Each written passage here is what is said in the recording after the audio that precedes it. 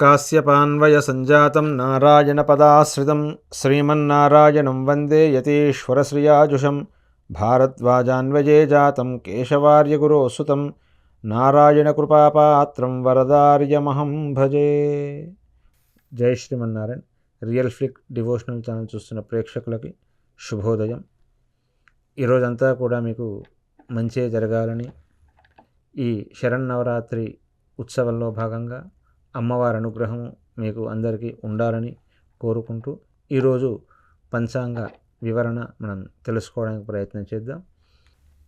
October 7వ తేదీ 2024 సోమవారం, క్రోధీనామ సంవత్సరం, ఆశ్వయుజ మాసం, దక్షిణాయనము, శరదృతువు. సూర్యోదయము ఉదయం 5:55, సూర్యాస్తమయము సాయంత్రం 5:46, ఆనందాది యోగము, మానస యోగము. ఫలితము కార్యలాభము. తిథి శుక్లపక్ష పంచమి. నక్షత్రము అనురాధ. రాత్రి 11:47 వరకు. ఈ అనురాధ నక్షత్రంలో ఏదైనా నేర్చుకోవడం కానీ, కొత్త దుస్తులు ధరించడము, వివాహము మరియు నృత్యము, ఊరేగింపులు ఇట్లాంటి శుభ కార్యక్రమాలకు చాలా మంచి నక్షత్రము. ప్రయాణాలకు కూడా చాలా మంచిది. అమృతకాలము మధ్యాహ్నము 12:30 నుండి 2:16 వరకు ఉంటుంది. అమృతకాలము ఇది శుభసంగా పరిగణిస్తారు. ఇది నక్షత్రానికి సంబంధమైనటువంటి శుభ సమయ కాలము. రాహుకాలం ఉదయం 7:30 నుండి 9 గంటల వరకు.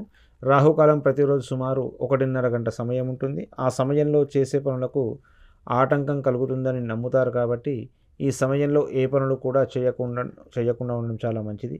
దుర్ముహూర్తము మధ్యాహ్నం 12:20 నుండి 1:12 వరకు. మళ్ళీ సాయంత్రం 2:46 నుండి 3:34 వరకు ఉంటుంది.